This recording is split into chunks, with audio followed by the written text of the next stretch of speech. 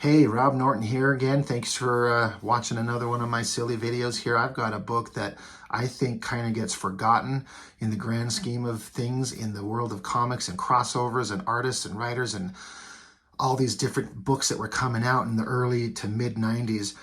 This is one that some people, if you remember, if you saw it, you thought it was pretty amazing. At least everyone I know thought it was amazing, but it tends to get forgotten. Deathblow and Wolverine. There were two issues. We got issue 1 and issue 2.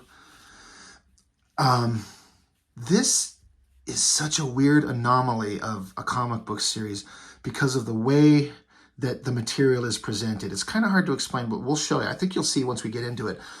I've done a video on Deathblow #1. We see this here. And this character was introduced with this very dark, dramatic, monochromatic coloring, heavy shadows, use of negative space, just ripping off Frank Miller's Sin City. But Jim Lee does some really, I still love the artwork, despite whether the book was good or bad, it was never really great. But his artwork was always just great. But this is what the Deathblow character was in his first incarnation. So that's what this is. And that's from Image Comics, Jim Lee's studio. And that's his character Deathblow, and they do a crossover with Marvel Comics, Deathblow and Wolverine. And this book was written and drawn by Aaron Weisenfeld. You got Richard Bennett inks, Monica Bennett, it does the colors. But this guy, he had drawn several books for Image Comics, Wildstorm Studios. He did a Team 7 miniseries. And if you were to see, I don't have the issues, I haven't been able to dig them out. I haven't found them yet because I'm still rummaging through my shed with all my boxes. If I were to show you what his artwork looked on his Team 7 miniseries and what he did in this, you would not think it's the same guy. It's a completely different artist. It's so crazy. His old stuff was a very detailed but highly rendered, lots of shadows, lots of cross-hatching, very kind of standard everyday 90s over-the-top action art. Very good, very detailed. He had something that other people didn't. But what he does in here, it's a completely different thing. It's hard to explain, but we're just going to see. And another thing that's really interesting about this is that so many times when you open up a comic book, like, I'll just get Deathblow again, all text boxes going over so much story. We're just talking, or even this one that I just looked at. You flip it open and there's text boxes telling you backstory, explaining who we are, where we're at, all this stuff. Like, look at all the words on this. Now, I'm not saying this as a negative, but that's kind of the normal way you do that. So what did they do in this? Well, like inside the front cover right here, there's no, like, I'm not missing a page. You just flip it open. Good Lord, holy shit. Again, if you've seen this guy's artwork before, highly detailed, yes, but this expands, like, this looks like a cityscape that just goes on forever. Every detail, windows, sidewalks, signs, things in the windows, people on the ground, cars. Like, this guy's on the motorcycle, like his little bag of groceries are leaking out everywhere, and he's just like, this is how it starts. No text boxes except it's saying San Francisco 1982. That's all it's saying. Tells you a time and a place. Motorcycle, jumping. Like, holy shit. Like, and there's no heavy shadows. There's no crazy cross-hatching. The colors are very subdued. Like, yeah, I'm like, is this the same artist? But this looks amazing. It looks kind of like a Jeff Darrow kind of thing, just super open and highly detailed. Let's keep going. And the same thing continues. Now we've got characters talking, but there's still no text boxes, which I think you will not see one.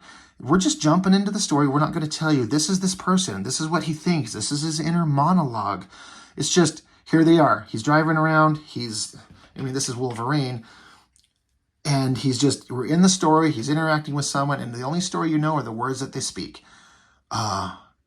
Very unique. But look at this artwork. Look at this detail. I hope it shows up clean and clear.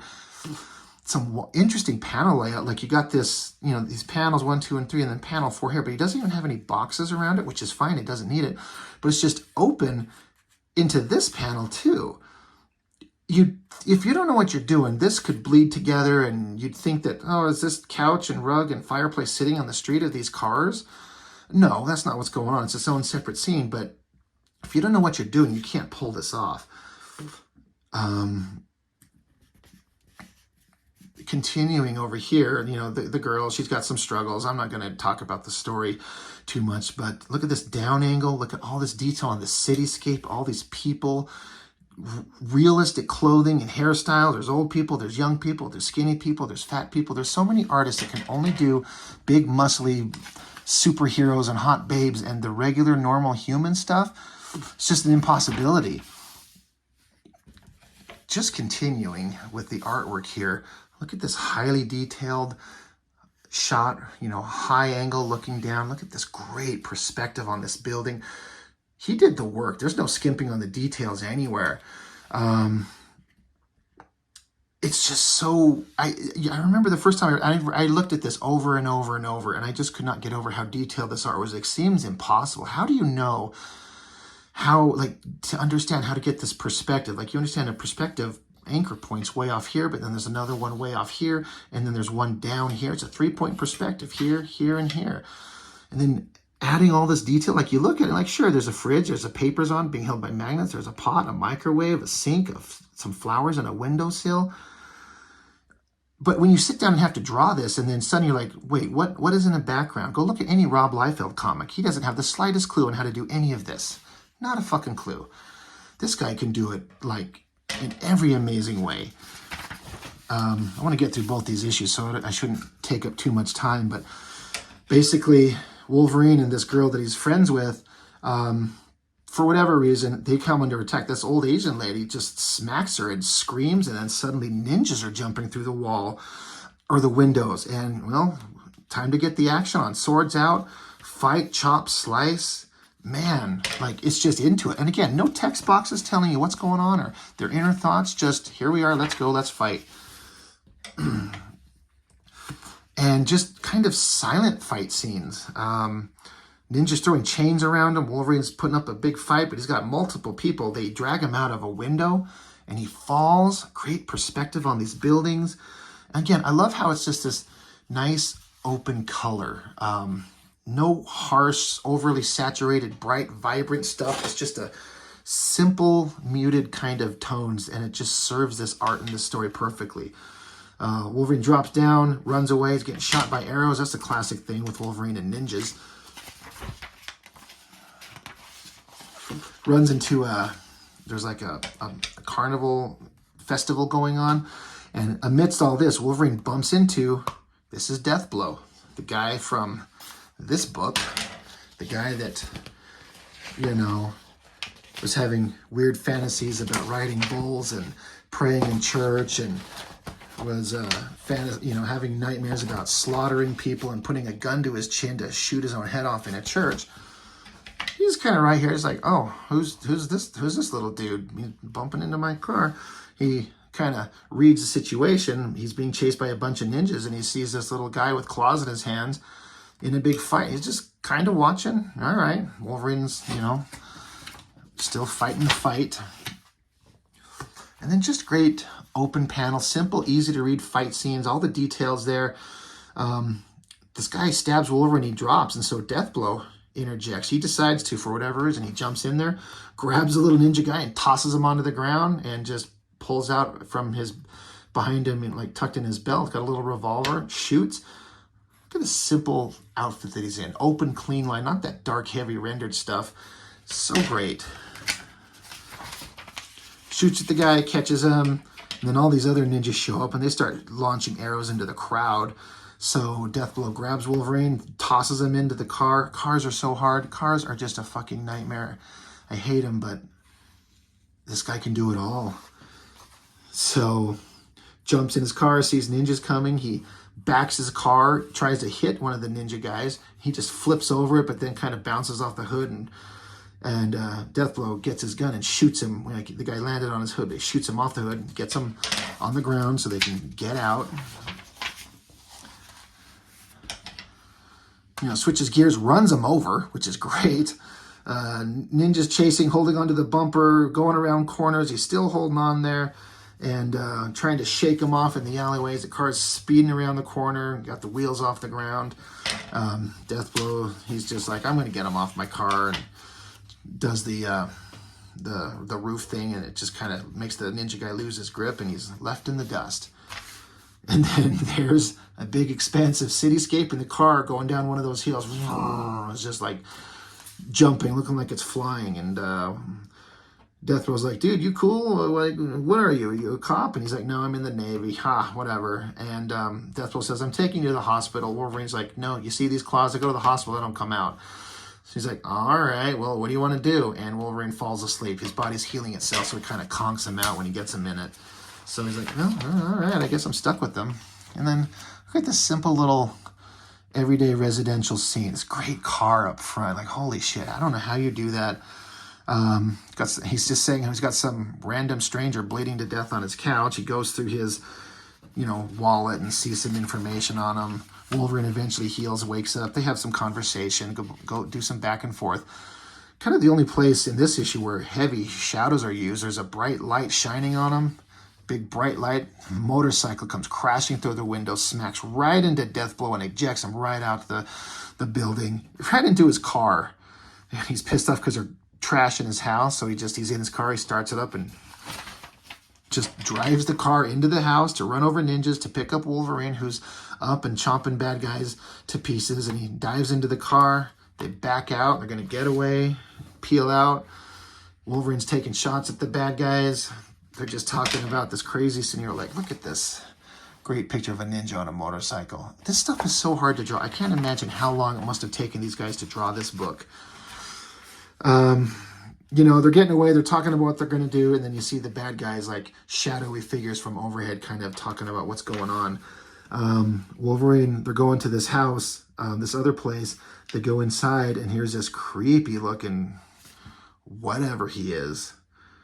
And just saying, yeah, I'm here. You got to deal with me. And like next issue, it just says, well, let's just keep it a secret for now. Like, really? So just nothing but pure action and visual storytelling. No over-the-top, wordy nonsense dialogue. It just pops open from that amazing page one, and just a big action fight. So how did it continue? What's funny is the length of time in between these two issues was like 5 months, I believe. It was like 5 months in between. So it must have taken a long time to do it. Pop it open, we're right back in that scene. Again, most comic books on the inside front cover will have like creative teams and all kinds of text and stuff. And this artist and writer, he's just like, no, I want to utilize the canvas and the format. I want you to flip it open. We're in the scene. We're going. Let's just fuck all that noise. We're just telling the story. Creepy guy. Wolverine's there. And Wolverine, being the badass that he is, just charges at him and chops his fucking head off and chops his face into pieces. He's dropped dead. No, actually, he's not.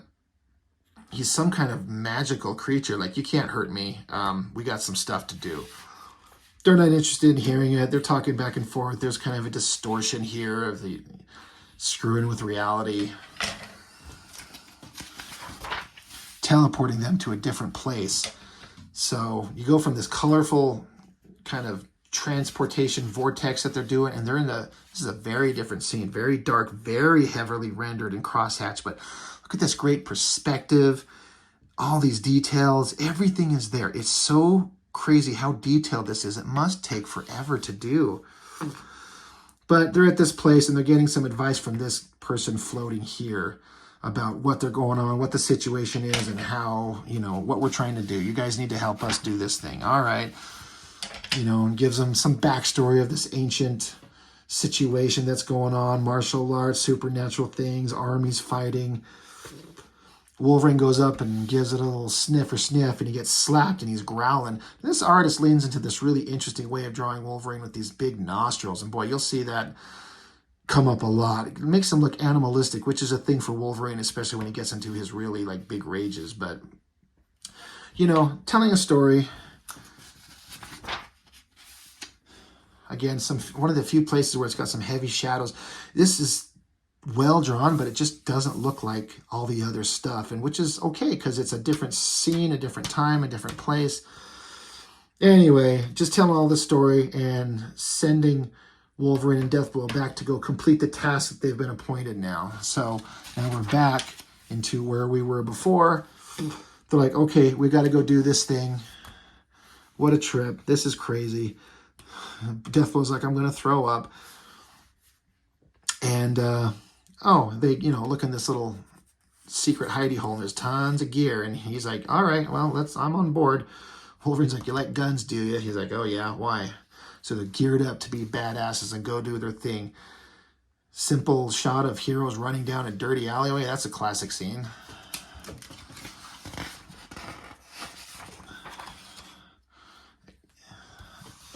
I know I'm just on repeat, but look at the great details on these scenes here. They're like commoners here, but they kind of see that the Wolverine and Deathblow are there, so some of these commoners are like pulling out guns, ready to go, ready to fight. And the battle is on. Diving out of the way, pulling a gun from his ankle holster as he does a dive and shoot. Blowing their heads off and their guts out. Someone's screaming. Blood on the ground, a trail that he's following down these stairs into this creepy place underground. I like this shot, this like his trench coat and these shoes. Like that's just a simple thing, but it looks really good. All these ninjas are dead, and down the end of this tunnel corridor, this is obviously Wolverine. He's ducking under a sword thrust and stabbing into somebody, doing what Wolverine does best and showing him actually killing people violently.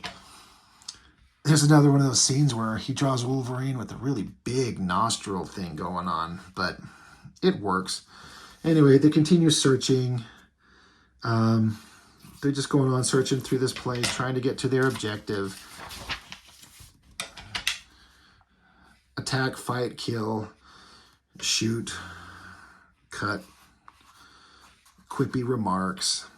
Oh, Wolverine recognizes that this is not Deathblow. He chops him, and he like morphs back into like an old magician who took form of his buddy. And Wolverine sees through that. That's the thing with Wolverine. And so I love this.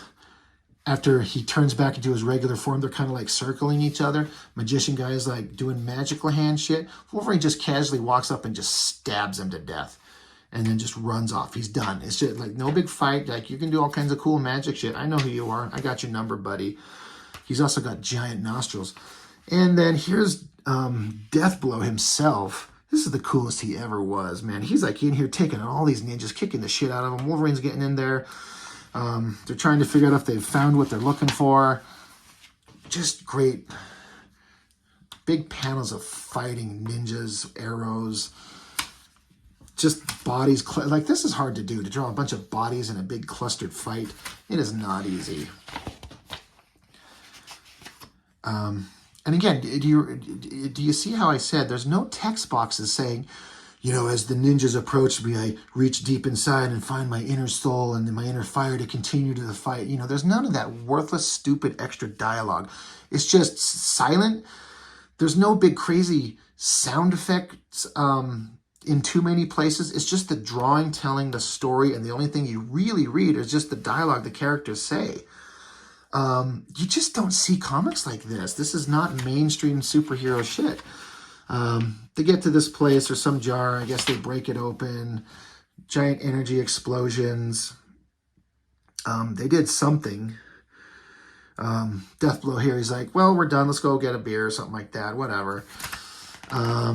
After all that fighting, the girl, she's like, she's free, I'm here, they've rescued her. Everything's happy, they're walking off. Deathblow's like, is this a typical day for you? He's like, yeah, pretty much. Anyway, they kind of have their little kind of parting words, which is another great thing about these characters that cross over. There's always the standard typical, they meet and they have to have a misunderstanding and they have to fight. There's none of that here. They had a little bit of a misunderstanding and had some words, but they didn't fight. And by the end of this, they're just kind of talking about it and blah, blah, blah. And Wolverine's like, but listen, thanks for everything. You ever need anything? And Deathblow's like, yeah, you too. I'll be seeing you. Like, they part as friends. Like, hey, we're a couple of badasses and we handled the business and thank you for being there. And hey, you ever need help again? Let's do it. And this kind of wraps up Wolverine's story. He goes up to the girl that they just rescued, and she's kind of startled by him. She's like, oh, God, Wolverine's a little pissed. And she's like, what? And in that scene earlier in the book where there's that floating person telling the story and he was sniffing at it and it got smacked, that was her. He's like, why were you manipulating me? Why are you pretending? Why did you put on this front? You could have just told me straight out. And she tries to give excuses, but he doesn't want to hear it. She's like, nope, we're done. You betrayed me. We're done. You break my trust and we're done forever. So she's kind of crying and upset, and she's left by herself. This really interesting visual transition. She's left alone, then out a window, and then just a close-up of kind of the sky in the background here, that it transitions over here to the skyline, down on top of the bridge. And there's just Wolverine on his motorcycle, just riding off, leaving, going on to wherever he goes. The end. That's just how the story is told. That is such a different, unique take that you just don't see in X-Men comics or the Image comics or the DC books. I'm not saying this is the only place it's ever been done, but when this came out, I'd never seen anything like that. It was so unique, and it was so well drawn and so detailed and so different. And that's the best part, is it was different. Kind of gets forgotten. What's interesting is this artist, this Aaron Weisenfeld, he was kind of found by Jim Lee's studio, and he started doing some small books and some things here and there and built himself up. Became pretty popular, did this series. At some point, he gave up comics altogether, and he's like a fine artist painter these days. I've looked up some of his work. Very kind of gothic, mysterious, kind of disturbing painting imagery on some of it. He's just a fine artist now. Like, he left comics way behind. It's almost like he's moved on to bigger and better things. He's clearly an artist who is evolving and changing, and he went from drawing big muscly superheroes to doing oil paintings. Like, what a change. I'd love to see if he'd come back and draw again and see what he would do now these days, but that's probably never going to happen. But anyway, just a wild, interesting series that doesn't get enough recognition, and for those of us who saw it at the time, I think we all thought it was pretty badass, especially from an artistic visual standpoint. So just wanted to show it. A lot of fun to revisit this one. I hope you found it interesting. What did you think of it? If you read this, you saw this, what was your initial thoughts of it? Was it weird not having, did it feel like cheap and simplistic because there was no dialogue to read? It was just open visual storytelling, or did you find it interesting and entertaining? I'd be curious to know what anyone else thought about this. So that's what I have for now. As always, thank you for watching. It is very, very much appreciated, and we will see you next time.